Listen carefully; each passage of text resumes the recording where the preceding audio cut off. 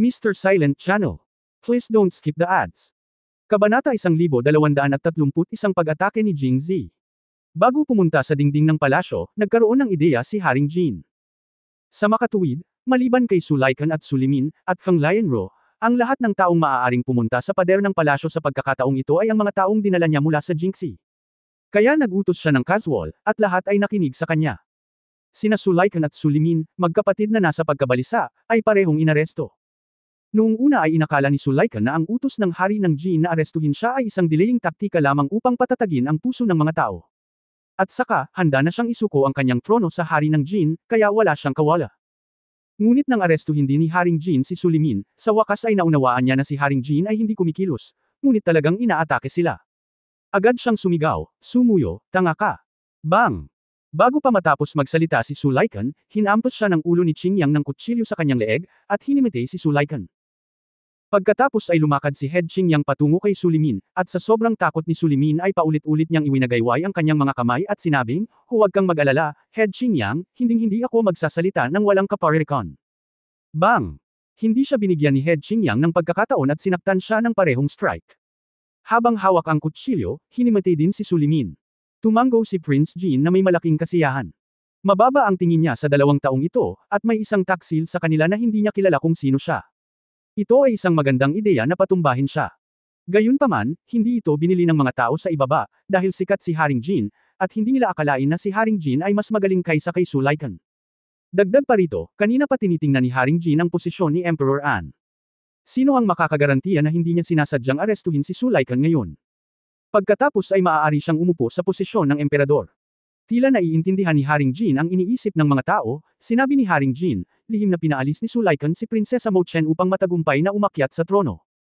Isinasama na ngayon ni Pangulong Jing si Prinsesa Mo Chen pabalik ng kabisera kasama si General Jing Hong. Aalis ako ng lungsod upang batiin siya mamaya. Pagkatapos bumalik ni Prinsesa Mo Chen sa kabisera, paano kung hayaan siyang magtagumpay ayon sa gusto ng lahat? Ang mga tao ay natural na nasisiyahan sa pamamaraang ito at agad na sumang-ayon, at pagkatapos ay unti-unting nagkalat. Nang bumalik sa normal ang mga bagay sa labas ng palasyo, nalilitong tanong ng pinuno ng Qingyang, "Ngayong ipinangako ko na sa kanila, pagkatapos nating patayin si Jingzi, papayagan ba talaga si Prinsesa Mo Chen na maging emperador?" Umismid si Haring Jin, "Sila iyon. Anong panaginip? Isang grupo ng mga ordinaryong tao ang nagtatangkang banta pa rin sa akin. Ano ang magagawa ng mga taong ito kung papatayin nila sina Jingzi at Su Mo Chen? Kung sino man ang maglalakas loob na manguna sa ganitong uri ng Chen Guang ay papatayin ko. Pagkatapos ay papatayin ko ang isa, kung dalawa, pagkatapos ay papatayin ko ang isang pares. Kahit sino pa ang papatayin ko ang lungsod, J. Para pigilan ako. Tignan mo. Namumula ang mga mata ni King Jin. Alam ni Head Qingyang na talagang pulang-pula na si King Jin sa pagkakataong ito, at naniniwala rin siya na sa karakter ni King Jin, magagawa niya talaga ang sinabi niya. Nang maglaon, muling tinawag ni Haring Jin ang mga scout, at masaya siyang ngumiti nang malaman niyang bukod kay Liu Jinghong, sina Su Mo Chen at iba pa ay kasama ni Jingzi. Sa pagkakataong ito, dapat nating hulihin silang lahat. Pagkatapos lamang ng oras ng Chen, dinala ni Jingzi ang Jinghong Iron Cavalry sa labas ng pader ng kanlurang lungsod ng Jingzhou. Dinala ni Haring Jin ang mga tao sa pader ng lungsod. Sobrang inggit daw ang mga kalaban kapag nagkikita sila. Nang makita muli ni Jingzi si Haring Jin, nagtawanan silang dalawa. Tumingin si Jingzi kay Haring Jin na parabang nakatingin siya sa isang patay na aso, at si Haring Jin ay tumingin kay Jingzi, marahil ay nakakaramdam ng katulad ni Jingzi. Pagkatapos, sumigaw si Jingzi, "Bakit, napakarami ninyo at hindi pa rin kayo nangangahas na bumaba? Sa pader ng lungsod lang ba kayo nangangahas na magtago?" Pagkasabi niyon, sumakay siya ng kabayo papunta sa ilalim ng pader ng lungsod, puno ng panunuya ang mukha. Ibig sabihin, hindi tanga si King Jin, at walang epekto sa kanya ang provocation method, ngunit sa pagkakataong ito ay humiling pa rin siya sa isang tao na buksan ang gate ng lungsod at lumabas. Dahil hindi na siya natatakot kay Jingzi ngayon, paano kung magkaharap na siya? Para lang mas mabilis na mamatay si Jingzi. Bilang karagdagan kay Haring Jin, sinundan siya ng pinuno ng Qingyang, gayon din si Kaidan, ang hari ng kanlurang Xinjiang. Sa paglabas nila, mahigit kalahati lang ng Heavy Cavalry Regiment ang lumabas din, ngunit halatang mas masigla sila kaysa sa nakalipas na ilang araw. Higit na mas pinasuko. Hinayla ni Jingzi ang kanyang kabayo pabalik at nakita na ang Heavy Cavalry Regiment, na orihinal na may bilang na higit sa 10,000 katao, ay nasa kalahati pa lang. Naisip niya sa sarili niya na masyadong minamaliit ni Kaidan ang paggawa at kapital ngayon, hindi ba? Ngunit ang lalong ikinakuryos ni Jingzi ay kung bakit wala sa koponan ng bagong emperador ng Angwo, si Sulaikan. At bakit wala si Sulimin? Sa oras na ito, hindi alam ni Jingzi na dahil sa maliliit na papel na ipinamahagi niya kagabi, maagang nakakulong sina Sulaikan at Sulimin. Sa oras na ito, muling nagsalita si Haring Jin, Jingzi, malakas ang loob mo. Maswerte ako na hinayaan kitang makatakas noong nakaraan. Hindi ko inaasahan na hindi ka makakatakas sa malayo, kundi ikaw mismo ang pupunta sa pintuan. Gayun din, kagabi, sa ikaw ang namamahagi ng mga tala sa lungsod, tama ba? Tumanggo si Jingzi at umamin ng walang pag-aalinlangan. Kahapon siya ay pumunta sa lungsod upang tumingin sa paligid at nalaman na ang The Newspaper at Wenxiangju ay sarado, ngunit ito ay maliwanag na ang mga tao ngayon ay hindi nasisiyahan. Sa gulat, kakaunti ang mga taong gustong lumabas, kaya paano tayo magnenegosyo? Kaya ipinamahagi niya ang mga tala. Siyempre, hindi niya inaasahan na may gagawin ang mga tao, gusto lang niyang malaman nila ang totoo, para kapag pinatay niya si Sulaikan at iba pa, hindi na awkward ang mga tao, sa halip ay palakpakan siya. Kinaikit ni Haring Jin ang kanyang mga mata at minisyon, kung titingnan mo ang katapangan mo, bakit nakatayo ka pa rin dyan ngayon? Namatay ang iyong mga magulang dahil sa akin, ang iyong buong pamilya ay nahiwalay dahil sa akin, at ang iyong babae na si Qiu Chen ay muntik na nating bugbugin hanggang mamatay. Ayaw mo bang maghayganti? Halika na. Tumawa si Haring Jin at sinubukang galitin si Jingzi. Habang nagsasalita siya, tiningnan niya ang mga babaeng nakatayo sa harap ng Jinghong Iron Cavalry, lalo na si Sumo Chen, na mas nakaramdam ng kasiyahan. Patayin si Jingzi at ang iba pa sa labas ng lungsod, at pagkatapos ay pagbalik mo sa lungsod, kailangang makinig ang mga tao sa anumang sasabihin mo. Gayunpaman, hindi sinagot ni Jingzi ang kanyang mga salita, ngunit nagtanong, nasaan si Sulaikan? Bakit ka nag-aalala ngayong naging emperador ka na? Kapag papalapit na ang mga tropa sa lungsod, hindi ka man lang lumalabas para tingnan. Haha, anong tinitingin-tingin niya? Preso lang siya. Ako ang tumitingin. Saglit na natigilan si Jingzi. Nakulong. Ako. Ang tinaguri ang prinsipe ng Jin na ito ay kusang ang namumuno. At kinulong din si Sulaikan. Bilang karagdagan sa pagsaway kay Sulaikan sa kanyang puso dahil sa pagiging incompetent at nararapat, muling pinagalitan ni Jingzi si Haring Jin. Okay, ang iyong mga pamamaraan ay talagang makapangyarihan. Tumanggo si Jingzi, umiwas ng tingin kay Prinsipe Jin, at saka tumingin kay Kaidan sa tabi niya. Aayusin ko ang labanan sa pagitan natin mamaya. Handa akong makipag-ayos sa kanya ngayon. Ipaalam sa kanya at sa kanyang mabibigat na regimen ng kabalyero ang mga kahihinatnan ng pagtataksil sa akin. Ang mga salitang ito ay parang isang matalas na talam, na itinuro kay Kaidan, natakot, si Kaidan ay mabilis na nagtago sa likod ni Haring Jin at mabilis na sinabi, Haring Jin, higit sa kalahati ng ating mabibigat na regimen ng kabalyero ay napatay o nasugatan ngayon. Kung gusto mong harapin ang Southern Chi sa hinaharap, kakailanganin mo pa rin sila. Kabanata 1232 ang labanan sa Zogchen. Kaidan ay hindi tanga. Bagamat hindi kalaban ni Jingzi si King Jin, master pa rin siya, at nakakapaglakad pa rin siya ng patagilid sa mundo. Nagkaroon pa rin siya ng kamalayan sa sarili na kumuha ng ulo mula sa kanyang sariling leeg sa libu-libong tropa, tulad ng pagkuha ng isang bagay mula sa isang bag, kaya't sinasadya niyang sabihin ang kanyang sinabi upang pukawin ang general. Matapos marinig ito, natural na naramdaman ni Haring Jin na may katuturan ito. Si Kaidan ay isang kaalyado na mapagkakatiwalaan niya, ang pinakamahalagang bagay ay wala siyang maraming kakampi, at si Kaidan ay higit sa kalahati ang nasugatan kahapon. Kung hihilingin sa kanya na sumakay sa labanan sa oras na ito, paano niya makukumbinsi ang kanyang sarili? At saka, kung papatayin lang natin si Jingzi, bakit kailangan pa ng iba? Jingzi, huminto ka sa panaginip. Gusto mong patayin si Haring Kaidan. Kung gayon kailangan mong makapasa sa pagsubok ko. Pagkatapos sabihin iyon, tumigil si Haring Jin sa pagsasalita ng walang kaparerekan kay Jingzi at direktang tumalon, lumipad patungo kay Jingzi. Ngunit iba na si Jingzi sa pagkakataong ito kumpara sa dati, dahil hindi gumagalaw ang pagkakaupo niya sa kabayo, kahit na nakita niyang inaatake na siya ni Haring Jin, hindi pa rin siya kumikibo. Kung may gagawin man siya, iyon ay ang pangungot siya sa gilid ng kanyang bibig. Gayunpaman, hindi siya pinansin ni King Jin. Si Jingzi ay orihinal na mahilig maglaro ng mga trick, na mahusay laban sa iba, ngunit para sa isang master ng kanyang antas, hindi ito gumana. Sa ganitong pag-iisip, nakarating na siya sa harap ni Jingzi at sinuntok ng malakas si Jingzi sa mukha. Pumunta ka sa impyerno. Ang suntok na ito ay hindi isang panlabas na pagpapahayag ng totoong enerhiya, ngunit isang tunay na suntok.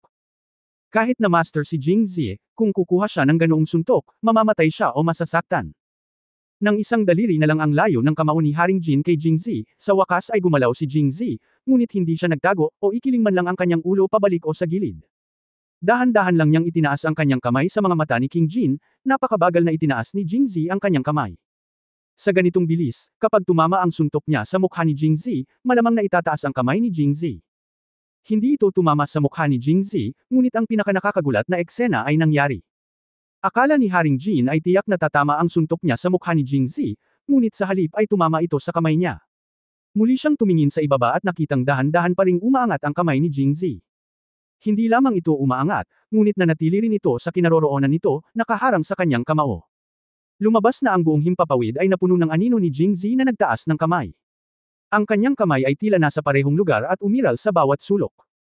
At ang suntok na tinamaan ni King Jin sa kamay ni Jingzi ay tila bumangon. Malambot ito at wala man lang lakas. Nakatingin kay Jingzi, patuloy lang siyang nagtaas ng kamay. Sa oras na ito, si Haring Jin ay natigilan. Ang isa ay pumalit at agad na umatras. Ang lahat ay nangyari sa isang silid ng kidlat at bato. Sa mga taong naruroon, tanging ang dalawang nag-aaway na lalaki at ang maraming babae ng sect Qingyang at Jingzi ang malinaw na nakakakita sa nangyari. Yung iba naman, nanlabo ang mga mata habang lumipad palabas si Jin. Muling umatras ang hari. Naguguluhan din ang ulo ng Qingyang. Nakita niya ang malakas na suntok ni King Jin, at ang reaksyon ni Jingzi ay kaagad. Tinaas niya lang ang kamay niya para harangan ito. Mukhang napag-usapan na ito ng dalawa, at pagkatapos ay hindi na umaatake ang isa at ang isa ay hindi na nagtatanggol. Ang pinuno ng Qingyang ay hindi bababa sa mahusay na kaalaman, ngunit hindi niya ito naiintindihan, kaya nagmadali siyang nagtanong, Prinsipe Jin, ano ang nangyayari? Bakit ka tumigil pagkatapos makipaglaban? Mapait na ngumiti si Jinwang sa kanyang puso at naisip, sa tingin mo ba gusto ko nang tumigil? Hindi ko na kayang lumaban pa. Gayunpaman, sa harap ng pinuno ng Qingyang at napakaraming mabibigat na regimen ng kabalyero sa likod niya, hindi nawala ang dignidad ni Haring Jin at hindi tumugon. Kumalma na lang siya at muling nag-atake. Sa pagkakataong ito, hindi na muling bumangon si Haring Jin, ngunit nagsimulang gamitin ang kanyang tunay na enerhiya upang mag-externalize, naghahanda na gamitin ang kanyang tunay na enerhiya sa pag-atake at pagsubok. Nang makita ito, ang pinuno ng Qingyang ay nagmamadaling nagtanong, Prinsipe Jin, gusto mo bang tulungan kita? Hindi. Tumanggi si Prinsipe Jin nang hindi man lang nag-iisip. Pagkatapos ng lahat, siya ay isang master, at dahil sa pag-urong ngayon, ang panlabas na enerhiya ni King Jin ay naging mas malakas at mas malakas, na bumubuo ng hugis ng hindi mabilang na mahabang espada sa kalagitnaan ng hangin, at dahil sa masaganang enerhiya, ang texture ay napakalakas. Ang mga sundalo sa likod niya ay nakakita ng napakalaking air sword sa unang pagkakataon at hindi nila maiwasang mamangha. Si Jingzi naman, ang reaksyon niya ay katulad ng dati, nakatayo lang siya doon, hindi kumikibo. Naghahanap ng kamatayan. Hindi makayanan ni Haring Jin na makita ang mga taong nagpapanggap na nakikipagkompetensya, kaya hindi na niya napigilan at itinulak pasulong ang dalawang kamay, at hindi mabilang na mga air sword ang lumipad palabas at direktang tumama sa dibdib ni Jingzi. Sa pagkakataong ito, napagpasyahan ni Haring Jin na si Jingzi ay dapat mamatay. Dahil ang Chi Sword na binago niya ay ilang beses na mas malaki kaysa sa Chi Sword na pansamantala niyang binago. Matagal bago nag-condense. Kung gusto niyang gamitin ang Chi Barrier para harangan ito, mas matagal pa ito kaysa sa kanya. Kailangan ng oras upang i-externalize ang hadlang. Kung walang sapat na oras, ang hadlang ay hindi magiging matatag at hindi mapipigilan ang pag-atake ng Air Sword. Dapat magbayad si Jingzi ng mabigat na halaga para sa kanyang pagkukunwari. Isang panunuya ang sumilay sa gilid ng labi ni Haring Jin, at sa sandaling ito, hindi mabilang na mga espada ng Chi ang dumating na sa harap ni Jingzi. Pumunta ka sa impyerno. Sigaw ni King Jin, habang tinuturok ang huling hininga ni Chi sa mga Chi Sword na ito. Gayunpaman, isang kakaibang eksena ang sumunod na nangyari. Ang mga Chi Sword na iyon na dapat tumagos sa dibdib ni Jingzi sa lakas ng kulog, ay talagang nawala sa manipis na hangin sa harap ni Jingzi. At hindi ito agad nawala, bagkus ay napalunok ng paunti-unti mula sa dulo ng espada, hanggang sa katawan ng espada at hanggang sa hita. Paano ito nangyayari? Natarante si Haring Jin, at ang ulo ni Qingyang sa likod niya ay nalilito din. Maraming taon nang nagsasanay ng martial arts ang dalawa at nakita na nila ang bawat eksena noon, ngunit ito ang unang pagkakataon na nakita nila ito. Ang pinakamahalaga ay, anong uri ng martial arts ito at anong mga prinsipyo ang ginagamit. Para bang si Jingzi ay isang napakalalim na hukay, ang mga Chi Sword na iyon ay direktang nilamon. Prinsipe Jin, sabay nating subukan. Sa pagkakataong ito, hindi tumanggi si Prinsipe Jin, tumango, at sabay-sabay na lumipad patungo kay Jingzi. Kahit anong pakulo mo, hindi mo mapigil ang magpanggap na multo kapag umaatake ang dalawang Grandmaster, di ba? Sabay na umatake ang dalawa, ngunit hindi sa iisang direksyon. Ang isa ay umatake mula sa harapan at ang isa naman ay mula sa likuran, naghahanda na saluhin si Jingzi ng walang bantay, ngunit mas minamaliit nila ang kasalukuyang lakas ni Jingzi. Matapos suntukin ng dalawang lalaki ang lahat ng kanilang mga kamao, sa wakas ay gumalaw si Jingzi. Isinayaw niya ang kanyang mga kamay sa hangin, at ang espasyo sa kanyang harapan ay pinukaw niya, na naging isang buhawi. Sa susunod na sandali, si Haring Jin at si Head Qingyang ay sinipsip sa buhawi at umikot kasama ng hangin. Boom! Muling itinaas ni Jingzi ang kanyang kamay, at ang buhawi ay tila sumabog ng mag-isa, naglaho sa lugar, habang si Haring Jin at si Head Qingyang ay itinapon palabas na parang mga saranggola na may putol na mga tali, at pagkatapos ay naging solid ito ay tumama sa lupa. Sa nakakahiyang tingin na iyon, may bakas ba ng isang master?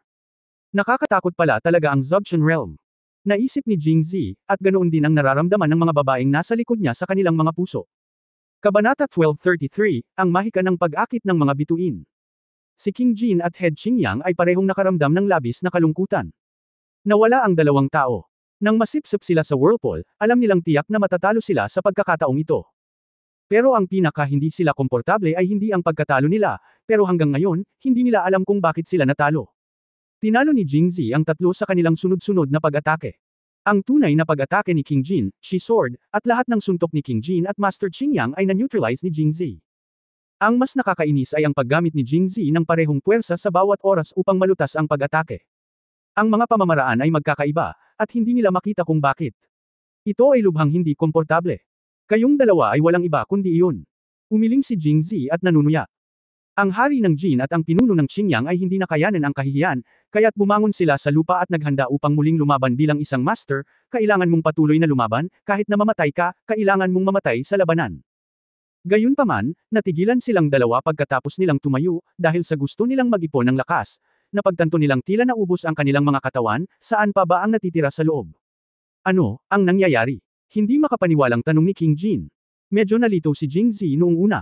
Nang sumayaw siya ng buhawi, gusto lang niyang paginhawahin ang dalawa at i-neutralize ang kanilang opens iba. Ngunit nang madamay na silang dalawa, bigla niyang nalaman na unti-unting dumadaloy sa kanyang katawan ang totoong enerhiya. Ang pakiramdam ay higit na kasiya siya kaysa sa pagkuha ng anumang malaking gamot na pampalakas. Kaya sinubukan niyang sipsipin ito pasulong gamit ang kanyang kamay, at mas lumakas ang pakiramdam. Isang tuloy-tuloy na daloy ng panloob na puwersa ang Dam Alloy sa kanyang katawan sa pamamagitan ng buhawi na kanyang binago, at direktang nagmura si Jingzi. Ang pagsakay sa kabayo ay talagang isang mahusay na paraan upang makaakit ng mga bituin. At isang bagay din ang naisip ni Jingzi, bakit sinasabing pagkarating sa estado ng Zogshan, ang isa ay mabubuhay magpakailanman. Kung aasa lang siya sa sarili niya, unti-unting mauubos ang internal energy niya sa paglipas ng panahon. Sa pamamagitan lamang ng patuloy na pagsipsip ng panloob na enerhiya ng iba ay makakamit niya ang immortalidad. Hindi matanda. Si Jingzi, na gustong makaunawa, ay tumawa at nagsabi, kayong dalawa ay nagsasanay ng martial arts at nakakagawa lamang ng kasamaan, kaya't sisipsipin ko ang lahat ng iyong panloob na lakas. Si Haring Jin at ang pinuno ng Qingyang ay nataranto noong una, pagkatapos ay nagulat, at sa wakas ay nagbago. Dahil sa galit, para sa mga nagsasanay ng martial arts, ang lakas ng loob na ito ang kanilang buhay. Buong buhay nila ay nagsasanay sila para sa kaunting panloob na lakas na ito, at ngayon ay inaalis na lamang ito ni Jingzi sa kanila, hindi ba katumbas iyon ng pagpatay sa kanila. Ngunit ang mas ikinagulat nila ay kung paano nakuha ni Jingzi ang kanilang panloob na lakas. Anong uri ng pamamaraan ito? Alam mo, 4 o 5 araw na ang nakalipas, si Jingzi ay nasa unang yugto pa lamang ng isang Grandmaster, at 2 antas pa lang ang layo sa kanila. Paano siya magkakaroon ng lakas na sumipsip ng kanilang panloob na enerhiya? Anong uri ng pamamaraan ang ginagawa mo? Paano mo maa-absorb ang panloob na enerhiya ng mga tao? Tinanong pa rin ni Head Qingyang kung ano ang iniisip niya. Tumingin si Jingzi sa kanila at nakangiting sinabi, gusto mong malaman. Nagkatinginan sina King Jin at Head Qingyang at tumango. Ganito ang mga tao. Kung makatagpo sila ng isang bagay na hindi nila naiintindihan, hindi sila makapaghintay na maunawaan ito sa lalong madaling panahon.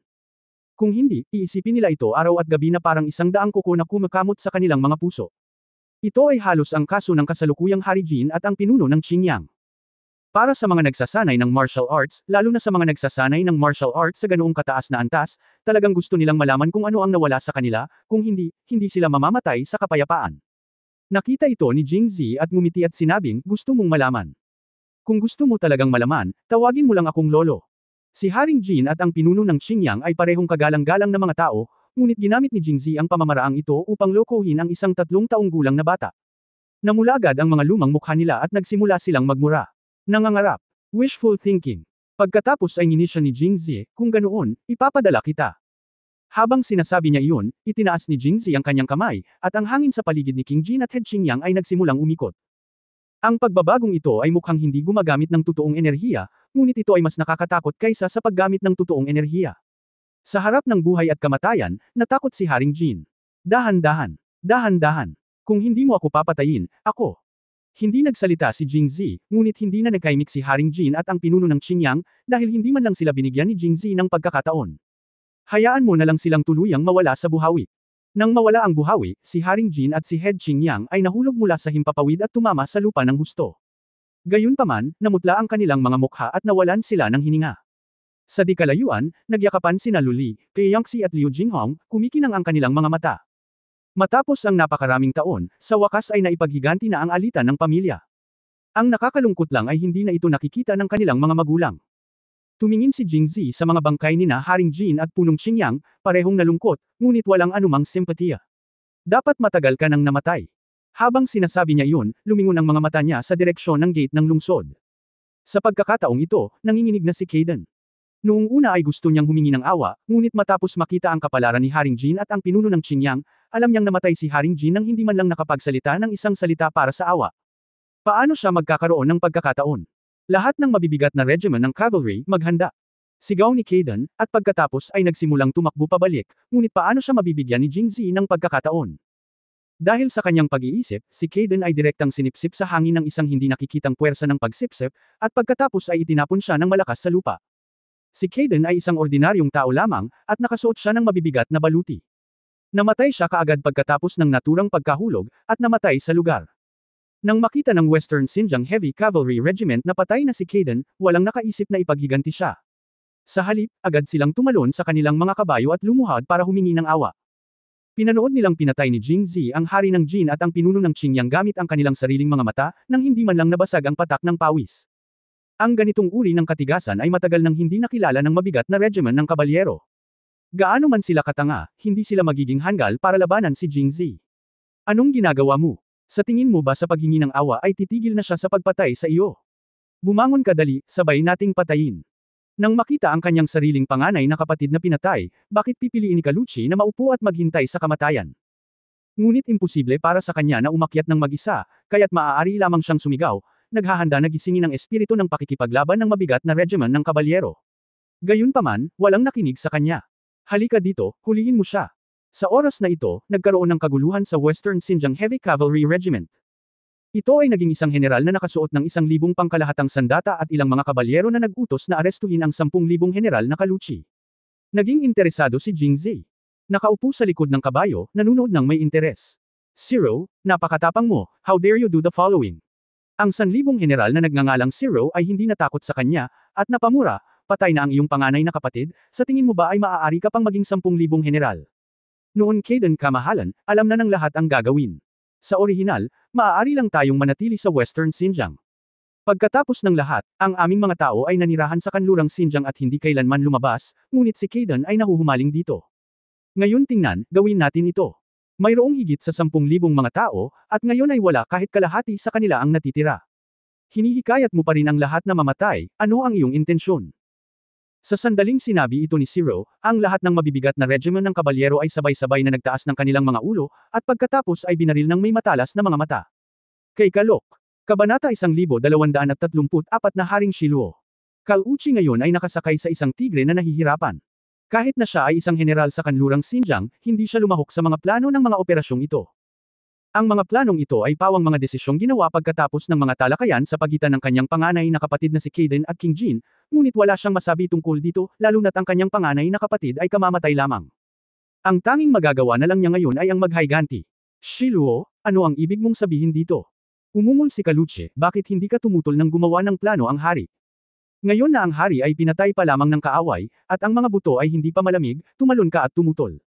Ikaw ay hindi mo ba gustong agawin ang trono? Si Zero ay isang matalinong tao.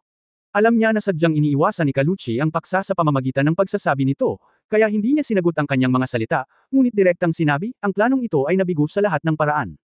Nakita na ito ng lahat. Ngayong patay na ang hari, binayaran na niya ang kanyang maling plano, ngunit gusto mo pa ring salakayin natin si Pangulong Jing. Hindi ba't nangangahulugan ito na mamamatay tayo? Sinabi niya sa lahat ng mabibigat na regiment ng kabalyero, ngayon lang.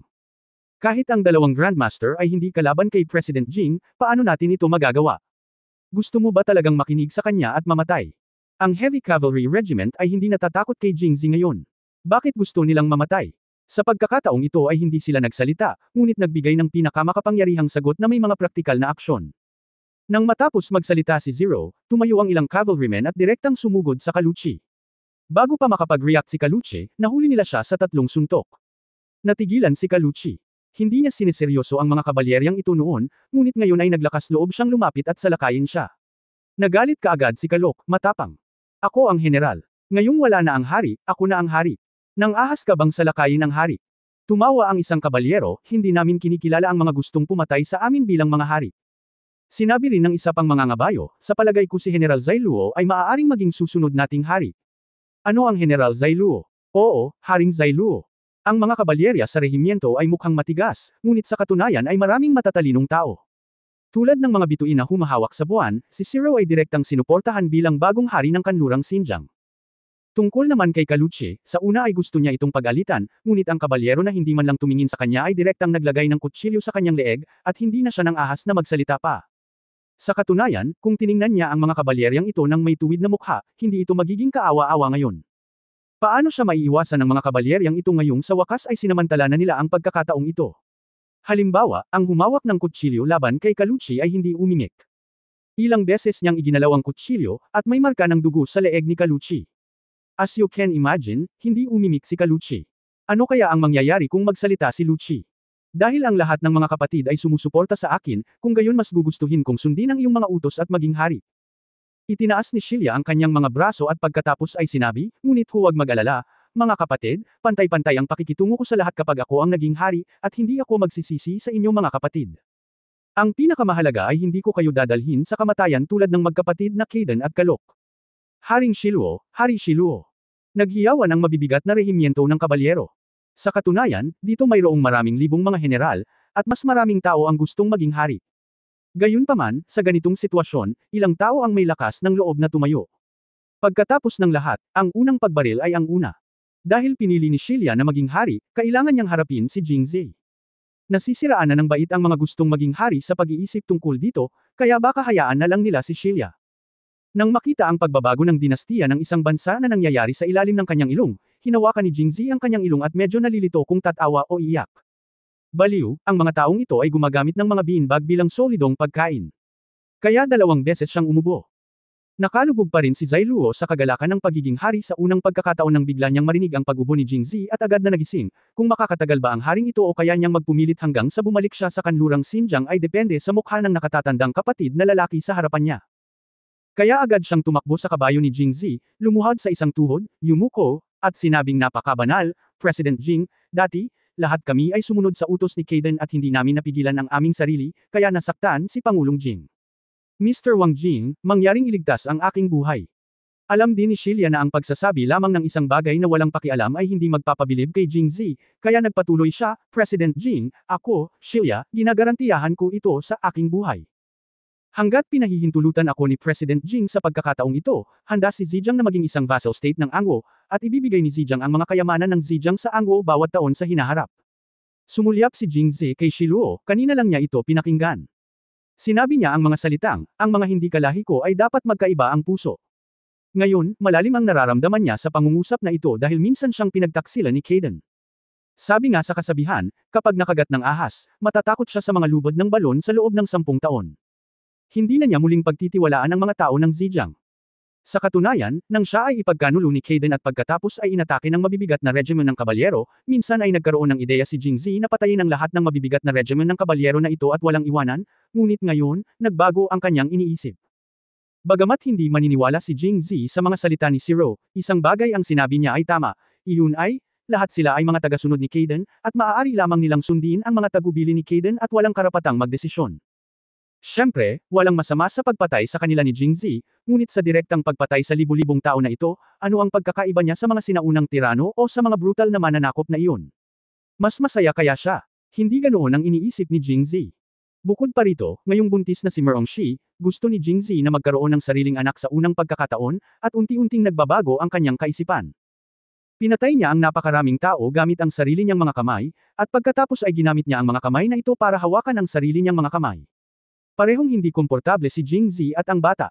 Bukod dito, ang hari ng Jin, ang pinuno ng Qinyang, at si Kaden ay pinatay niya lahat. Ang natitirang mga tao ay hindi banta kay Jingzi. Wala nang saysay ang pagpatay sa kanila. Dapat humingi ng bendisyon si Quan para sa kanyang hindi pa isinisilang na anak. Ganito ang iniisip ni Jingzi, tumango at sinabing, sinabi mo ito. Tuwang-tuwa si Sheila nang marinig niya ang sinabi ni Jingzi. President Jing, talagang gagawin ko ang sasabihin ko.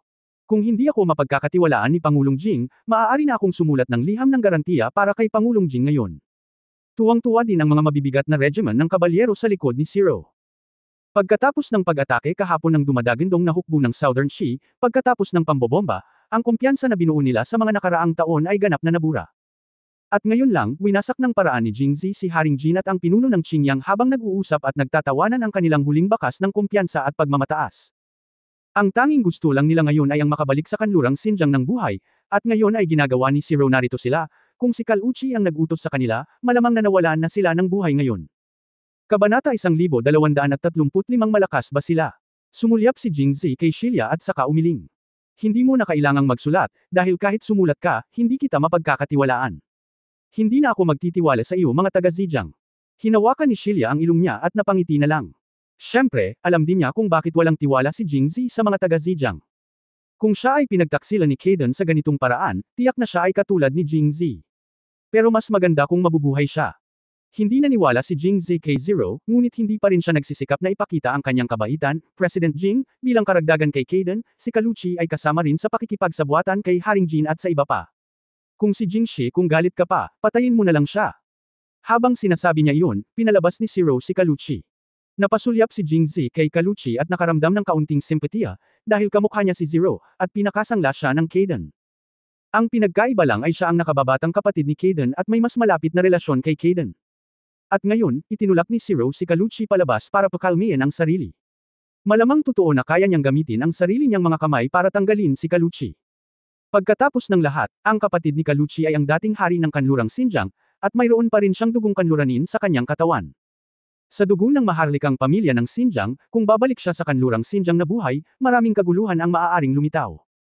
Pagkatapos ng lahat, si Kaden ay naging hari din ng ilang sandali, at malamang na marami sa kanilang mga crony sa korte ng Western Xinjiang ngayon. Ayaw ni Jingzi na gamitin si Shilia bilang sandata, kaya umiling siya at sinabing, kalimutan mo na, wala akong ideya tungkol sa napakaliit na tao. Humph! Nakahinga ng maluwag si Kaluchi nang marinig ang sinabi ni Jingzi, at saka malamig na bamantong hininga. Isang tunog na tila nagpapahayag ng kanyang katigasan. Ang lakas ng loob mong maging walang galang kay President Jing. Bago pa makapag-react si Jingzi, humakbang pasulong si Shilia at nilaslas ng kutsilyo si Kaluchi sa leeg. Agad na pinatay si Kaluchi nang wala man lang oras upang isara ang kanyang bibig. Sige at mamatay ng nakapikit. Binawi ni Zero ang kanyang espada, at hindi nakalimutang sabihin sa mabibigat na regiment ng mga kabalyero, kung hindi dahil sa kanilang pamilya, paano na ang ating mabigat na hukbong kabalyero sa kinalalagyan natin ngayon? Ang pagpatay sa kanya ay isang paliwanag para sa ating mga patay na kapatid. Ang mga mabibigat na regiment ng kabalyero ay tumahimik at ibinaba ang kanilang mga ulo.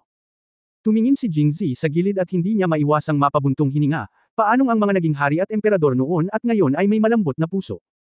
Nang makitang hindi kumilos si Jingzi, ayaw payagan ni Shiluo na bumalik si Kaluchi sa kanlurang Xinjiang, kaya't wala siyang pagpipilian kundi ang kumilos sa kanyang sarili. Habang inaalis ang isang nakatagong panganib, nagtatag din siya ng autoridad para sa mabigat na regiment ng kabalyero, at ito ay itinuring na bagong hari na nanunungkulan. Ang unang apoy. Matapos patayin si Kaluchi, gumaan ang pakiramdam ni Zero. Tinanong ni Jingzi kung ano ang na-curious niya noon, hindi ba't nagdala ka ng mahigit 10,000 mabibigat na regiment ng kabalyerya sa pagkakataong ito? Bakit kalahati na lang ngayon? May kalahati pa sa Jingzhou City. Nang marinig ito ni Shiluo, bamantong hininga siya at umiling, kaya ikinwento niya ang tungkol sa Thunder Cannon ng Southern Sea. Sa panahong ito, isinumpo din niya ang hari ng Jin, Kaden at iba pa, at nagpahayag ng kawalang katarungan para sa patay na mabibigat na regiment ng kabalyero. Thunder Cannon. Maaari ba itong mag-shoot ng daytime thunder? Oo, President Jing. Iyan ang uri mo sa araw na kulog. Ang kulog na kanya na iyon ay maaaring magpaputok. Tumango si Shilia. Si Jingzi ay ganap na natigilan, dahil kapag ginawa niya ang daytime thunder, palagi niya itong ipinapasa sa pinakamapagkakatiwalaang tao, maging ito man ay si Hanhan o ngayon ay Qiu Chen, at kapag binili niya ang mga hilaw na materyales, palagi siyang nakakahanap ng iba't ibang tao upang bumili ng mga ito ng hiwalay. Sigurado siyang hindi makukuha ni Nanchi ang formula, kaya paano ginawa ni Nanchi ang daytime thunder? Kaya nagtanong pa rin siya ng hindi sigurado, sigurado ka ba? Muling tumango si Shilia, at saka inulit ang sinabi ni Qi Junguang kahapon. Matapos marinig ito, gumaan ang pakiramdam ni Jingzi sa pagkakataong ito. Sa hindi inaasahan, ang Qi Junguang na ito ay tila walang malasakit, ngunit siya ay talagang napakamaalalahanin. Halimbawa, ang huling pagpunta niya sa Jingzhou ay para pakasalan si Su Mochen, ngunit dahil natalo niya ito sa pagsusulit sa martial arts, binalak niyang gawin ang Day Thunder pagkabalik niya. Bukod dito, nagpadala din siya ng hindi mabilang na mga espesyaliya, na may iba't ibang tao na sumusunod sa kanya araw-araw, upang hindi man lang mapansin ni Jingzi, kaya binili niya ang mga bagay na binibili niya, at pagkatapos ay pinili at pinagsama ang mga ito mula sa maraming formula na binili niya, at sa wakas ay nakagawa ng kulog sa araw. Hinangaan pa ni Jingzi ang pagpupursige ni Chi Junguang, at napaka-emosyonal. Marahil dahil sa kanyang hitsura, napabilis ang paglitaw ng mga kanyan sa panahong ito. Papasok ba ang mundo sa edad ng mga baril sa hinaharap? Hindi ko alam kung nakakabuti o nakakasama sa mga tao dito. Ang Chi Junguang na ito ay nasa problema. Nang marinig si Jingzi na bumantong hininga ng may damdamin, ngunit walang anumang palatandaan ng pag-aalala o takot, naisip ni Shilia na hindi naiintindihan ni Jingzi ang katakutan ng Thunder Cannon na ito, kaya agad niyang sinabi, President Jing, ang Thunder Cannon na ito ay mas malakas kaysa sa mga crossbows. Ito ay kasing lakas ni King Jin at Head Xingyang. Hindi sila nang ahas na kumilos ng padalos-dalos. Sumulyap si Jingzi kay Shilia at nakangiting sinabi, Prinsipe Jin. At punong Xingyang. Malakas ba sila? Natigilan si Shilia. Sa kanya, o sa mahigit 79% ng mga mandirigma, si Haring Jin at ang pinuno ng Xingyang ay malakas, ngunit si Jingzi ay nagkataong wala sa kanila. 79 sa 100. Ang pag-uunat lamang ng kanyang kamay ay maaaring mawala sa abo ang dalawang Panginoon. Ang kaharian ni Jingzi ay malamang nalampas sa kaharian ng malakas. Sa pag-iisip tungkol dito, nagmamadaling umiling si Shilia at sinabing may awkward na ngiti, kung ikukumpara sa atin, napakalakas nila. Ngunit kung ikukumpara kay Pangulong Jing, sila ay masyadong mahina. Ngumiti si Jingzi at tumango bilang pagsang-ayon. Ang Thunder Cannon na ito ay hindi kasing lakas ng mga rocket launcher na nakita niya sa mga susunod na henerasyon. Kung tutusin, ginawa lang. May mahabang paraan pa upang mapabuti sa susunod na panahon, at sa kasalukuyang estado ni Jingzi, hindi siya matatakot kahit na makaharap niya ang mga rocket launcher ng mga susunod na henerasyon, kaya paano siya matatakot sa mga Thunder Cannon?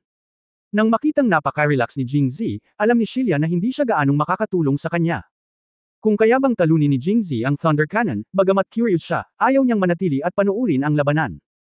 Paano kung si Jingzi, tulad ni Haring Jin, ay hindi kayang talunin ang dumadagandong na hukbo pagdating ng panahon, at hilingin sa kanila na tumulong? Kaya't si Zero ay magmumungkahi na umalis, at sinabi ng nakakuyom ang mga kamay, President Jing, sa pagkakataong ito ang aming mabibigat na regimen ng kabalyero ay lumabas at nawala ang higit sa kalahati, kaya gusto ko silang bawiin at magpahinga ng mabuti. Tumango si Jingzi at sinabing, well, it should be. Hindi talaga inaasahan ni Shilia na magiging ganoon kalapit si Jingzi. Akala niya itatago sila ni Jingzi dito. Nakahanda pa siyang makipagtalo kay Jingzi, kaya medyo nagulat siya. Gayunpaman, mabilis siyang nag-react at itinaas ang kanyang mga kamay kay Jingzi at sinabing, dahil pumayag si President Jing, handa na akong umalis. Ngunit huwag kang mag-alala, President Jing, ang sinabi ko, si Shilia, ay magiging totoo. Hintayin mo ako kapag bumalik ako sa Zhejiang at ayusin ang lahat ng maayos, tiyak na tutuperin ko ang dati kong pangako kay Pangulong Jing at magbibigay-pugay kay Angwo bawat taon. Sa pagtingin sa taos-pusong ekspresyon ni Shilia, tumango si Jingzi. Kabanata 1236 na aalis sa unang bahagi ng tag-araw.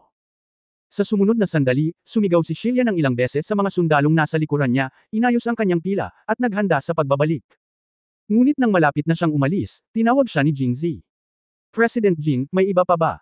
Biglang nakaramdam ng hindi magandang pakiramdam si Shilia sa kanyang puso, kaya't sinabi niyang kinakabahan, hindi ba't si President Jing ang personal na nangako sa akin ngayon na hahayaan niya tayong lahat na umalis?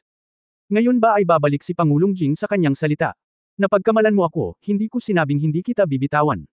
Pagkatapos ay muling tumango si Jingzi, pagkatapos ay itinuro ang mga yak sa ilalim ng mabigat na rehimyento ng mga kabalyero, at sinabi niya ng may seryosong mukha, maaaring umalis ang iyong mga tao, ngunit kailangan mong panatilihin ang lahat ng mga yaks.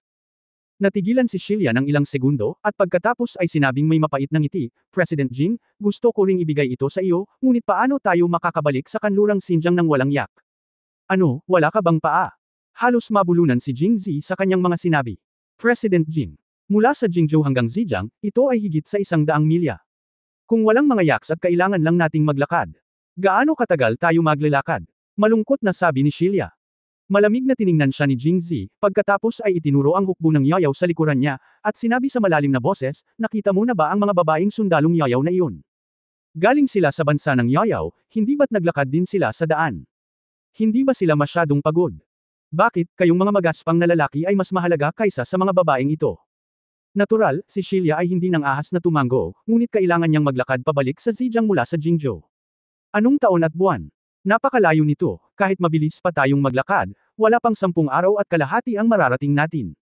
Ngunit, Presidente Jing, Kalimutan mo na, kung pagod ka na at ayaw mo nang bumalik, pwede na tayong magkatuluyan.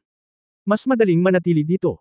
Bumuka ang bibig ni Sheila, at muli niyang hiniram ang kanyang pera. Kahit gaano pa siya katapang, hindi siya nangangahas na manatili dito. Ano ang pagkakaiba nito sa pagkawala ng iyong buhay? Kaya't nagngangalit siya at sinabi kaagad, President Jing, umalis na tayo, maglakad na lang tayo pabalik.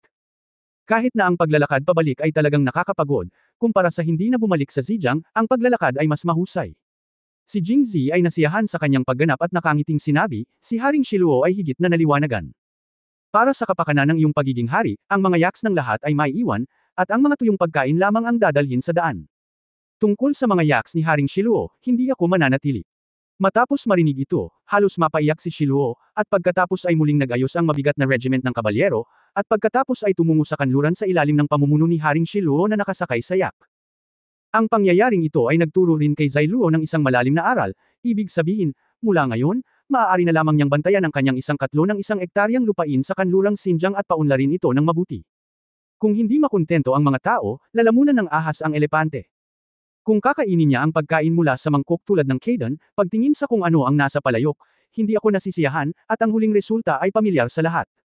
Para naman kay Jingzi, na gustong magdala ng yak, hiniling niya kay Jinghong Iron Cavalry na lumabas at bilangin ang mga ito. Mayroong higit sa 6,000 yaks na natitira, pati na rin ang ilang mga armas. Binalak ni Jingzi na ibigay ang kalahati ng mga ito sa hukbo ni Yaoyao, at hayaang ibalik silang lahat ni Chu Xia sa Yaoyao. Sa pagkakataong ito ay inilabas ni Merongshi ang napakaraming tropa ng Yaoyao, at natakot siya na mapasailalim siya ng malaking panggigipit sa bansang Yaoyao. Sa kabutihang palad, ang hukbo ng Yaoyao ay hindi nasaktan. Ngayon ay bibigyan niya sila ng mga armas at yaks bilang mga trepeo, at babalik sa bansang Yaoyao sa unang bahagi ng tag-araw. Walang magiging kontrobersya, at sa parehong oras, maaari itong magbigay ng malakas na suporta para kay Chu Xia na umakyat sa trono. Hindi tumanggi si Chu Xia matapos matanggap ang yak at mga armas. Marahil dahil ibinigay ito ni Jingzi, hindi magiging magalang si Chu Xia. Bukod dito, malabo na niyang ginampanan ang papel ng reyna. Hindi lamang niya isinasaalang-alang ang mga bagay para sa kanyang sarili, kundi pati na rin para kay Yu. Itinuturing ito ng mga tao sa Yao Kingdom. Matapos makuha ang mga yaks at armas, si Chu Xia ay handa nang umalis matapos kumpirmahin mula kay Jingzi na ang hukbo ni Yaoyao ay hindi na kailangan para salakayin ang Southern Qi. Kung tutusin, wala si Merongshi, at matagal na silang wala sa Yaoyao country. Nagsimula ng mag-alala si Queen Chu Xia tungkol sa katatagan at pag-unlad ng Yaoyao country.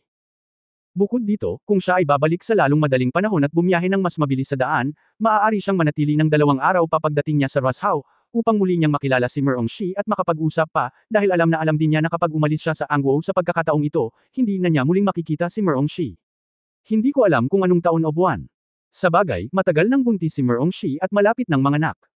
Pagkatapos ng kapanganakan, kailangan niyang alagaan ang bata. Siguradong magiging abala ang paglabas. Bilang bagong reyna ng Yaoyao Kingdom, wala siyang kalayaang pumunta sa hinaharap, kaya ngayon ay maaari niyang subukan na gumugol ng mas maraming oras kasama si Merongshi. Isang araw sa isang pagkakataon. Marahil nang makita ang iniisip ni Chu Xia, hindi nagsikap si Jingzi na manatili, ngunit piniling paalisan si Chu Xia. Nang sa wakas ay naghiwalay na sila, malumanay na niyakap ni Jingzi si Chu Xia at nangako sa kanya, kung may anumang kahirapan sa Yaoyao Kingdom sa hinaharap, pumunta ka lang sa Angguo para hanapin ako. Huwag kang mag-alala, palagi kang magiging tahanan mo. Hindi ko alam kung dahil ba sa nagulat siya nang bigla siyang niyakap ni Jingzi, o dahil nakakaantig ang mga sinabi ni Jingzi. Natigilan si Chu Xia sa oras na iyon. Ayon sa kanyang orihinal na ugali, kung si Jingzi ay maglakas loob na yakapin siya ng ganito, hindi niya ito sasampalin. Isang suntok man lang ay matutulak siya palayo. Pero ngayon lang siya nakahawak kay Jingzi, medyo namumula ang mata niya at medyo masakit ang ilong. I hate it, it's not about life and death.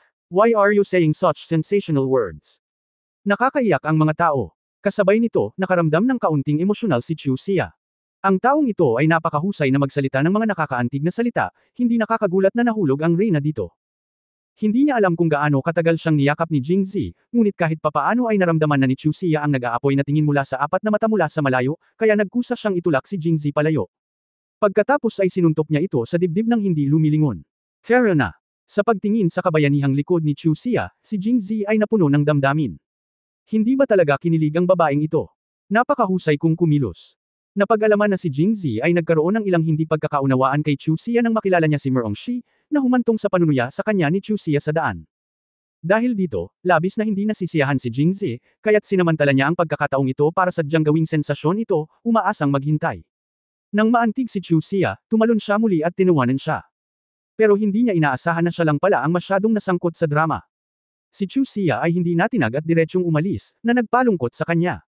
Nagbabasa pa rin. Umalis na silang lahat. Kung ayaw mong bumitaw, maaari kang bumalik. Paano kung sabihin kay Zier na narinig ko ang tungkol sa mga tradisyon ng kanilang Yayao Kingdom? Ang mga santo sa paligid ng reyna ay lahat siya ay ikakasal sa reyna, at pagkatapos ay ang santo ang magpapatuloy sa linya ng pamilya para sa reyna. Nang maramdamang naliligaw si Jingzi, naglakad na sina Lu Li, Pei Yangxi, Liu Jinghong at Su Mochen, nakatingin din sa malayo. Pagkatapos ang bawat isa ay nagsalita ng maasim, at ang asim ay hindi naiiba sa pagtalon sa isang naninibugho na garapon, na naging dahilan upang ang mga tao ay magkaroon ng walang katapusang aftertaste. Kabanata 1237 Pagpasok sa lungsod. Inayos ni Jingzi ang kanyang mood, tumalikod at nakangiting sinabi, ano ang sinasabi ng mga babae at babae? Sa tingin ko si Chu Xia ay nagbubuntong hininga lamang, hindi lamang sila nagdala ng napakaraming sundalo sa pagkakataong ito, ngunit hinayaan din silang tumakas ng walang kabuluhan. Lu, nalulungkot ako, kaya kailangan kong magsabi ng ilang mga salita ng kal-iwan sa huli, tama. Ha, sinong maniniwala? Nabigay na sa kanila ang kalahati ng yak, ano pa? Ang apat na babae ay mukhang desdin, hindi makapaniwala. Hindi alintana kung maniwala sila o hindi, si Jingzi ay dapat paniwalaan ito mismo. Ayon sa orihinal na estilo ni Jingzi, kung gagamitin niya ang kanyang mga kamay at bibig sa oras na ito, at ang ulan at hamog ay basa, ang kanyang apat na magagandang babae ay nasuyo. Ngunit ngayong may mga sundalo at general sa likod nila, dapat nilang maramdaman na si Lu Li at ang iba pa ay walang kabuluhan. Kaya't naipagpatuloy na lamang niya, at saka, kontento na ako sa aking mga asawa at kapatid na babae ngayon, kaya paano ako mag-iisip tungkol sa ibang tao? At kung ikukumpara sa iyo, si Chu Xia ay matangkad, may magandang pangangatawan o mukhang maganda. Hindi ko may kukumpara sa iyo. Hoy! Sabay-sabay na dumura ang apat na babae, bahagyang namula ang pisngi, at hindi na nila ito sineryoso, kaya hindi na sila nagsalita pa.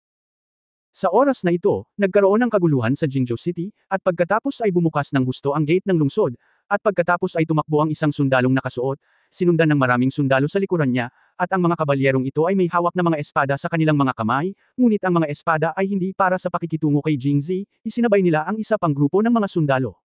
Sa pagtingin sa mga uniforme ng militar na suot ng mga taong iyon, nakilala ni Jingzi na ito ang mga rebeldeng dinala ni Haring Jin mula sa Jingxi. Narito ang kamahalan, Cheng Shuoyan, para makita ang kamahalan na prinsesa. Lumapit ang nangungunang sundalo sa ilang tao at yumuko kay Su Mochen. Tumango si Su Mochen at sinabing, bumangon ka. Salamat, kamahalan. Itinaas ni Cheng Shuoyan ang kanyang ulo at sinabi kay Jingzi at itinaas ni Liu Jinghong ang kanilang mga kamay at sinabing, nakilala ko si Pangulong Jing at General Jinghong. Tumango si Jingzi bilang pagbati, at nagpakilala si Su Mochen sa tabi niya. Ang Cheng Shuoyan pala na ito ay dating opisyal ng Jingzhou. Isa siyang guard general, at miyembro din siya ng paksayon ni Protector Yu Sheng. Nang maglaon ay pinatay si Yu Sheng. Nakaramdam lang ng pagdududa si Cheng Shuoyan, ngunit walang ebidensya, kaya patuloy lang siyang sumunod sa utos ng bagong emperador na si Su Laikan. Pagkatapos niyang makita ang note kagabi, saglit siyang nagalit. Gusto pa niyang sumugod sa palasyo kasama ang kanyang mga tropa at humingi ng paglilinaw kay Su Laikan. Gayunpaman, kuminahon siya sa huli at naisip na hihintayin niya si Jingzi na salakayin ng lungsod ngayon at siya ay nasa lungsod upang suportahan siya. Ito lang ang kaya niyang gawin. Tinipon pa niya ang sarili niyang mga tao ng pribado, iniisip na kung mabaigo ang pag-atake ni Jingzi sa lungsod, direkta siyang magre-rebelde sa lungsod. Gayunpaman, hindi niya inaasahan na si Jingzi ay magiging maayos, napakabagal na hindi siya makakatulong. Hindi ko maiwasang mahiya. Matapos marinig ito, ngumiti si Jingzi at tinapik ang kanyang balikat at sinabing, gusto ko ring pasalamatan si General Cheng sa pag-aalaga sa akin. Kung alam ito ng aking matandang biyenan, tiyak na matutuwa siya.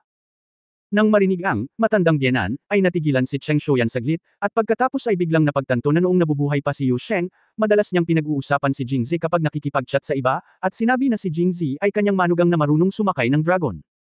Ngayon ay katumbas na siya ni Jingzi nangangahulugan ito na nakilala ni Yu Sheng ang kanyang ginawa, kaya sobrang naantig din si Cheng Shuoyan.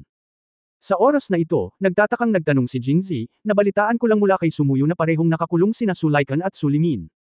Ano ang nangyayari? Matapos marinig ito, ipinaliwanag ni Cheng Shuoyan, dumating dito ang hari ng Jin kasama ang kanyang mga tropa 2 araw na ang nakakaraan. Sa oras na iyon, si Su Laikan ay hindi nagpakita ng pagtutol at binuksan ang tarangkahan ng lungsod para makapasok sila. Sinabi rin niya na ibibigay niya ang trono kay Haring Jin. Tumango si Jingzi, iniisip na ang bilang ng mga sundalo na pinamumunuan ni Haring Jin ay hindi kasing husay ng sa kanya. Walang pagpipilian si Sulaikan kundi ang pumayag dahil sa lakas ni Sushi. At idinagdag ni Cheng Shouyan, okay naman itong mga nakaraang araw. Mula nang ihatid ni Pangulong Jing ang sulat kagabi, alam ng lahat ng tao sa Jingzhou ang tunay na dahilan ng pagkamatay ng yumaong emperador. Galit na sila sa mga krimen ni Sulaikan at ng iba pa, kaya hinarang nila ito ng madaling araw. Sa labas ng palasyo, kinailangan ni Haring Jin na ikulong sina Sulaikan at Sulimin sa utos ng publiko. Muling tumanggaw si Jingzi, iniisip na batay sa mga iniisip ni na Sulaikan at Sulimin, walang paraan na sila ang maging kalaban ni Haring Jin. Kung hindi siya dumating, tinatayang si Sulaikan at Sulimin ay nakulong sa kulungan ni Haring Jin hanggang sa sila ay mamatay. Sa oras na ito, sinabi ni Cheng Shouyan, President Jing, mangyaring pumunta muna sa lungsod kasama ang Her Royal Highness Princess. Ito rin ang magpapaginhawa sa mga tao. Ngayon ang mga tao ng Jingzhou ay unang nakaranas ng pagsalakay sa Southern Qi at pagkamatay ni Emperor An, at kalaunan ay nakarinig ng lahat ng uri ng nakakakilabot na mga kwento. Ang katotohanan ng pangyayari ay lubos na isang dagok, kaya Jingzi at iba pa ay kailangan upang patatagin ang puso ng mga tao. Tumanggaw si Jingzi, sinundan si Su Mochen sa unahan, at pagkatapos ay pinangunahan ang Jinghong Iron Cavalry papasok sa lungsod. Sa oras na ito, naghihintay na ang mga karaniwang tao sa magkabilang gilid ng kalye. Wala silang ideya kung ano ang nangyayari sa labas ng pader ng lungsod. Narinig lang nila na sinabi ni Haring Jin noon na tatanggapin nila si Jingzi at Su Mochen sa lungsod, kaya naghintay sila dito. Nang makita talaga nila sina Jingzi at Su Mochen na magkasamang pumasok sa lungsod, agad silang nagsaya. Presidente Jing. Kamahalan. Sabay-sabay na pinalakpakan ng mga karaniwang tao sina Jingzi at Su Mochen, ngunit ang pamagat ng Your Majesty ay napakabigla pa rin. Parehong nagulat sina Jingzi at Su Mochen. Nagmamadaling humakbang si Cheng Shouyan upang magpaliwanag at sinabi ang dating pangako ni Haring Jin sa mga tao. Matapos marinig ito, hindi napigilan ni Jingzi na mapabuntong hininga, sa pag-aakalang si Haring Jin ay nakagawa ng maraming kasamaan noon, ngunit hindi niya inaasahan na bago siya namatay, siya ay nakagawa ng isang magandang bagay nang hindi sinasadya. Mu Chen, mukhang determinado kang maging reyna. Sinulyapan ni Su Mochen si Jingzi at medyo hindi nasisiyahan sa kanyang nakasisiglang hitsura. Kinagat niya ang kanyang mga labi at sinabing, kahit na ako ang maging reyna, ikaw ang magiging pangunahing isyu sa korte mula ngayon. Harapin mo ito. Tiningnan ni Jingzi ang naagrabyado na tingin ni Su Mochen at sumang-ayon ang nakangiti. Nang makapasok ang lahat ng kabalyerya ng Jinghong sa lungsod, si Jingzi ay hindi abala sa pagpunta sa silangang pader upang makita ang dumadagandong na hukbo ni Qi Junhuang, ngunit binalak na panatilihing tuyo ang mga ito sa loob ng 2 araw. Ang lahat ay tumatakbo ng napakatagal sa daan. Sinamantala ni Jingzi ang pagkakataong makapagpahinga ng ilang araw pagkatapos pumasok sa lungsod, hiniling ni Jingzi kay Cheng Shouyan na sumakay sa Jinghong Iron Cavalry para maghanap ng matutuluyan at makapagpahinga. Nang maglaon, naghanda sila ni Su Mochen na ibalik si Luli at ang iba pa sa palasyo, ngunit tumanggi sila. Pagbalik sa Jingzhou pagkatapos ng mahigit 10 taon, ang lugar na pinakagustong puntahan ni Luli ay natural na ang lumang bahay ng pamilya Jing, at si Liu Jinghong at Pei Yangxi ay walang exception. Ang lugar sa Jingzhou na may pinakamaraming alaala para sa kanila ay ang Jingzhou. Nakauwi na ang pamilya sa dati nilang tahanan, kaya pinaplano na nilang bumalik sa dati nilang tahanan. Narinig ni Jingzi na gusto rin niyang sumama sa kanila, ngunit hindi pumayag si Luli dahil alam niyang mas marami pang bagay si Su Mochen na kailangan ni Jingzi para tulungan siyang harapin sa oras na ito, kaya sina Liu Jinghong at Pei Yangxi lang ang isinama niya. Umalis na silang tatlo. Dahan-daang dumating sina Jingzi at Su Mochen sa labas ng gate ng palasyo. Kabanata 1238 nakikita o hindi nakikita. Pagbalik muli sa palasyo, medyo nalungkot si Su Mochen nang makita niya ang pamilyar na lugar sa kanyang harapan at ang bahagyang malungkot na eksena sa loob ng palasyo. Noong unang panahon, siya ay bata pa. Sa oras na iyon, maaari siyang tumakbo ng walang kabuluhan sa hardin ng imperial, na sinusundan ng kanyang 2 maharlikang kapatid. Naglaro siya sa likuran nila, at magiliw din silang tinawag. Siya si Mo Chen, sinasamahan siya at pinapalayaw, at paminsan-minsan ay binubuli siya. Sa tuwing siya ay inaapi ng 2 maharlikang kapatid at umiiyak, siya ay pumupunta sa kanyang ama upang magreklamo. Papagalitin silang 2 ni Emperor An, ngunit sa susunod na araw, si Su Mochen ay tatakbo na parang isang normal na tao. Hinahanap sila para paglaruan. Naglalakad sa palasyo, ang mga eksenang iyon mula sa kanyang pagkabata ay paulit-ulit na bumabalik sa isip ni Su Mochen, na parang nangyari kahapon, malinaw pa rin ang mga iyon sa kanyang isipan, at pagkatapos ay umiyak siya ng tahimik. Nang makita ito, niyakap ni Jingzi si Su Mochen sa kanyang mga bisig. Hindi siya kumibo, tinapik lang siya ng marahan. Ipinanganak sa maharlikang pamilya, maraming bagay ang wala sa kanilang kontrol at hindi magbabago ayon sa kanilang kagustuhan. Ang pamilyang minahal ng sobra noong bata pa sila ay magpapatayan dahil sa sariling interes. Sa kabutihang palad, wala silang pakialam kay Su Mochen. Nagkaroon ako ng maling akala.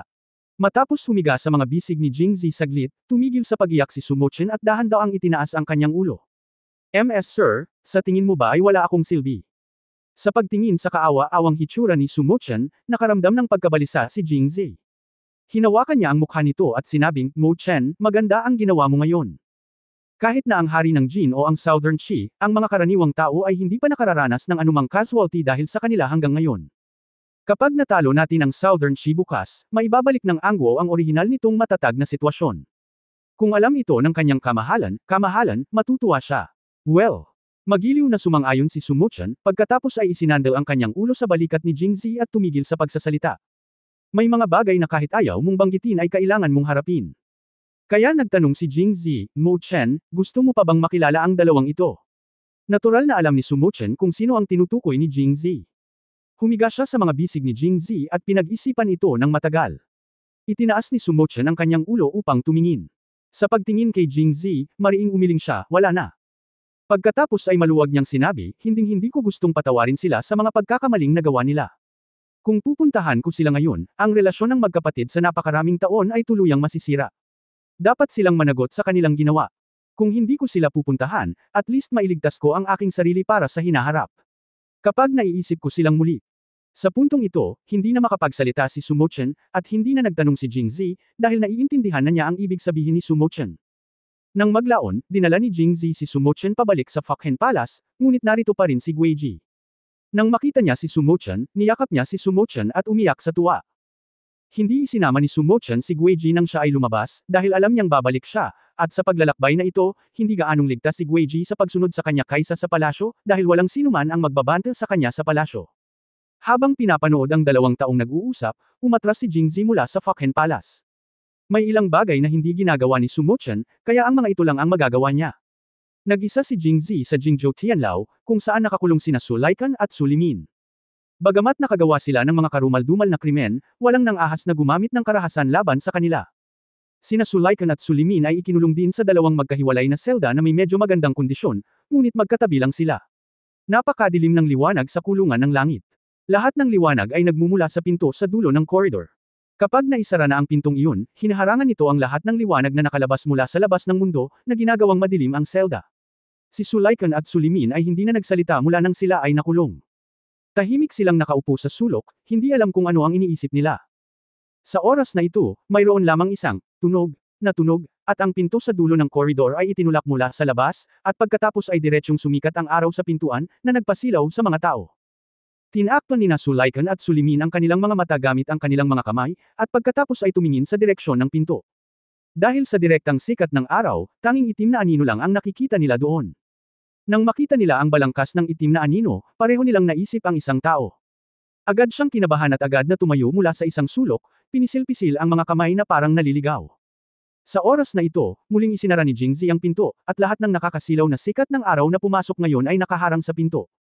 Naimulat niya ang kanyang mga mata, ngunit may kadiliman nang makapasok siya sa mga iyon, dahil pati ang tiyak na sikat ng araw na tumatama sa siwang ng pinto ay tuluyang nakaharang. Hinarang din ni Jingzi ang ilaw. Unti-unting lumubog ang puso ng 2 tao. Nangangahulugan din ba ito na hinaranggan ni Jingzi ang liwanag ng kanilang buhay? Napakabagal ng paglalakad ni Jingzi, paisa-isang hakbang mula sa pasukan hanggang sa pintuan ng kulungan ng walang sabi-sabi, na lalong nagpawi sa dati ng madilim at tahimik na kapaligiran at nagpatindig ng balahibo ng mga tao. Tahimik na naglakad si Jingzi upang sadyang lumikha ng ganitong kapaligiran. Kahit na hindi siya magsalita, siguradong magdurusa sina Sulaikan at Sulimin. Oo naman, ang psikolohikal na aktibidad ni Sulaikan at Sulimin sa oras na ito ay medyo matindi. Ang unang reaksyon ni Sulaikan nang makita niyang itinulak ni Jingzi ang pinto ay nabigla.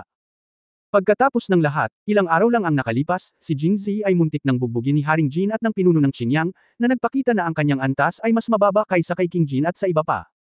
Bagamat hindi alam ni Sulaikan ang martial arts, alam din niya na hindi madaling pagbutihin ang antas ng isang tao, lalo na kapag ang isang tao ay umabot sa antas na kasing taas ni Jingzi o King Jin. Kung nais niyang pagbutihin ang kanyang sarili sa isang mas mataas na antas, hindi banggitin ang kapalaran, aabutin ito ng hindi bababa sa kalahating taon, o kahit na mahabang panahon. Pagkatapos 3 hanggang 5 taon ay imposible. Ilang araw na lang, matatalo kaya ni Jingzi si Haring Jin. Ngunit gaano man kaimposible ang mga bagay, nagiging posible ang mga ito sa tuwing mangyayari ito kay Jingzi. Halimbawa, siya ay isang binata mula sa Pangzhou, ngunit maaari niyang direktang talunin ang 3 prinsipe ng Southern Shi, si Song Jimao at iba pa upang manalo sa unang pwesto sa Mid-Autumn Poetry Competition. Isa pang halimbawa ay halatang hindi niya alam ang martial arts, ngunit kaya niyang patayin si Qi Gulong, ang pinakamahusay na mandirigma ng Southern Qi. Pagkatapos lamang ng ilang araw ng pag-aaral ng martial arts, sumikat siya sa martial arts competition sa Jingxi, at sa wakas ay nanalo ng titulong martial arts leader. Ang lahat ng mga bagay na ito ay ginawa Jingxi ang taong may pinakamalaking pagbabago, o maaaring gawing posible ang imposible. Kaya kapag nakikita ko si Jingxi ngayon, bukod pa sa sobrang pagkagulat, nararamdaman ko rin na ito ay makatwiran. Siya ay orihinal na ganitong uri ng tao.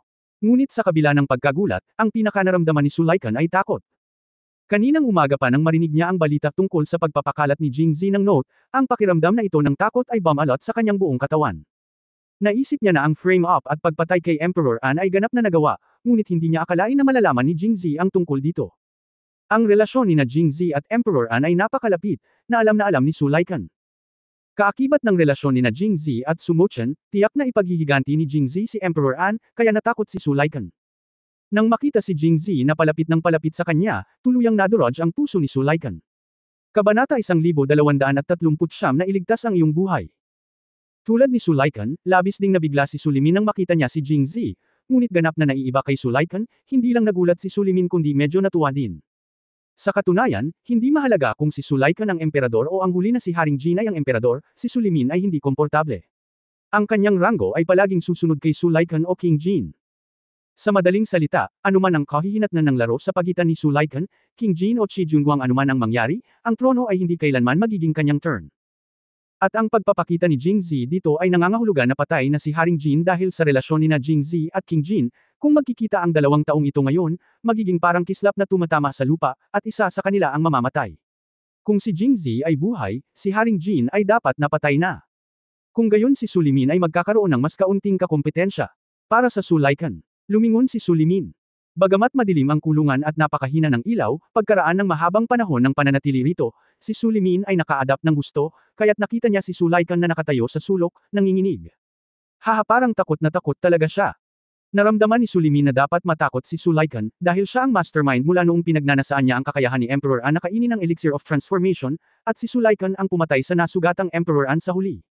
Sa makatuwid, ang unang taong hinahanap ni Jingxi ay si Sulaikan. Mabuti pang patayin siya, hindi ba darating ang pagkakataon ko? Masayang nag-isip si Sulimin. Kung papatayin ni Jingxi si Sulaikan pagkatapos siyang patayin, hindi niya naisip iyon dahil may hawak pa siyang trump card. Kapag kinuha niya ito mamaya, tiyak na hindi na muling mahihirapan si Jingxi. Ginawa niya. Sa oras na ito, nakarating na si Jingxi sa pintuan ng selda. Crash! Naramdaman ni Sulaikan at Sulimin ang malamig na liwanag na kumikislap sa harap ng kanilang mga mata, at pagkatapos ay nakarinig ng malutong na hampas ng metal, at pagkatapos ay nahulog ang bakal na nakatali sa pinto ng selda ng may pagbagsak. Gaya ng naisip ni Sulimin, pinutol muna ni Jingxi ang bakal na kadena sa pintuan ng selda ni Sulaikan sa tabi at pumasok. Patayin siya, patayin siya, patayin siya. Tuwang-tuwa si Sulimin at umungol sa kanyang puso. Bang! Nang si Sulimin ay nagyaya na si Jingxi ang unang nanggulo kay Sulaikan, ang hilera ng mga kahoy na haligi na pinagsasaluhan ng kanyang selda at ang selda ni Sulaikan ay nabasag ng sipa ni Jingxi, na nag-iwan ng dagdag na butas sa gitna. Isang malaking kawalan.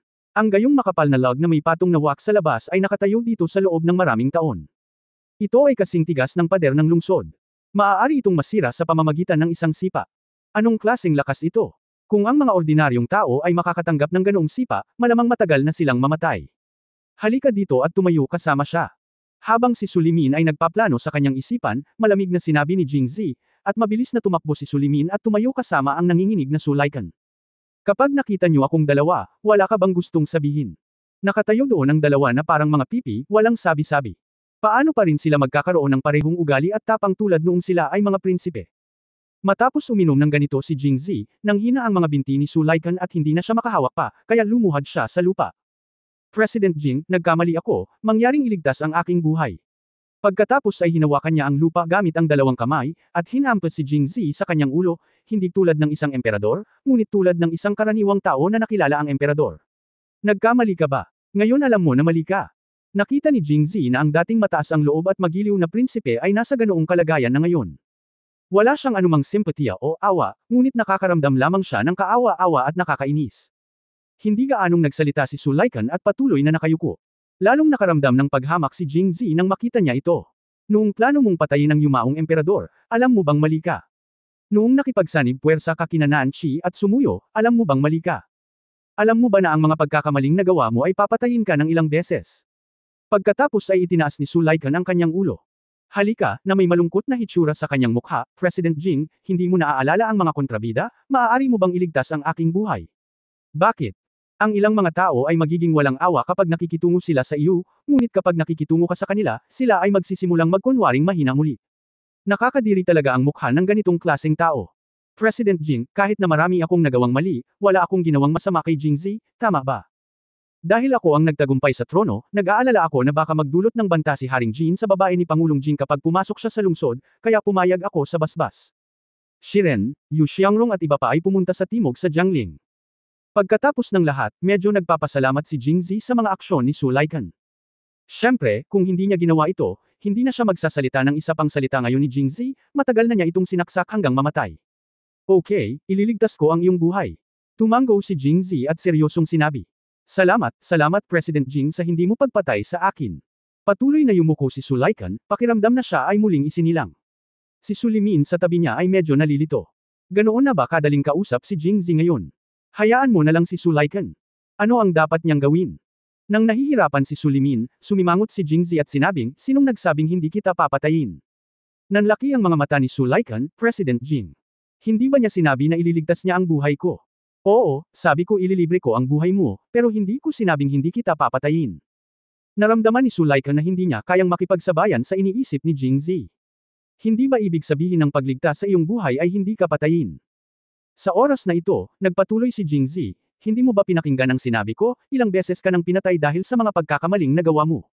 Ngayon ko lang iniligtas ang buhay mo, at hindi ko iniligtas ang ibang buhay, kaya mamamatay ka pa rin. Habang nagsasalita siya, inilabas ni Jingzi ang kanyang Emperor's Sword. Ang espada ng Emperor ay nahugot, at ang malamig na liwanag sa matalim na talim ay tumama sa mga mata ni Sulaikan at Sulimin, na nagpanginig sa kanila. Naisip ni Jingzi sa kanyang sarili at sinabi, nang ibigay sa akin ng iyong kamahalan ang espada ng Emperador, sinabi niya sa akin na sa pamamagitan ng espadang ito, maaari kong patayin ang mga tiwaling opisyal, traidor, at kontrabida, at kaya kong pumatay ng mga prinsipe at ministro sa mas mataas na antas. Sa hindi inaasahang pagkakataon, ngayon ay papatayin ko kayong dalawa gamit ang espada ng kanyang kamahalan. Nang marinig ang dalawang tao, si Sulimin, na kanina lang tahimik, ay hindi na nakahawak at direktang sumigaw, President Jing, kailangan mong iligtas ang buhay ko. Spare you. Bakit? Malamig na tiningnan ni Jingzi si Sulimin at Minishan, bakit sa tingin ko mas karapat-dapat kang patayin kaysa sa kanya? Umiling si Sulimin sa takot, President Jing, ako ay talagang nagkamali.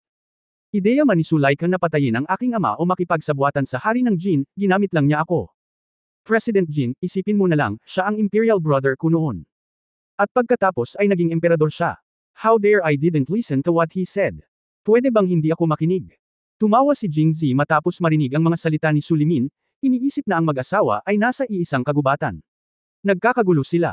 Kapag sila ay dumating at lumipad ng magkahiwalay, ang magkapatid na ito ay talagang hindi kasing husay ng mga ibon sa parehong kagubatan. Nagsimula na itong dog-eating dog. Ibig mong sabihin hindi ka kasali sa lahat ng mga ideyang ito. Si Sulaikan ang gumawa ng lahat ng ito. Pinaikit ni Jingzi ang kanyang mga mata at malamig na nagtanong.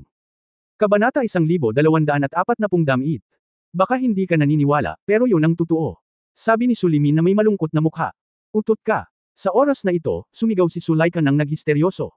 Sa lahat ng ginagawa ko, alin ang hindi mo ako pinapayuhan? Hinaharang mo ba ako? Nakasabi ka na ba ng salitang, hindi, mula simula hanggang wakas? Si Sulimin ay hindi nagalit, ngunit napangiti lamang, bakit wala akong sinabi? Ngunit kapaki-pakinabang ba ang sinabi ko?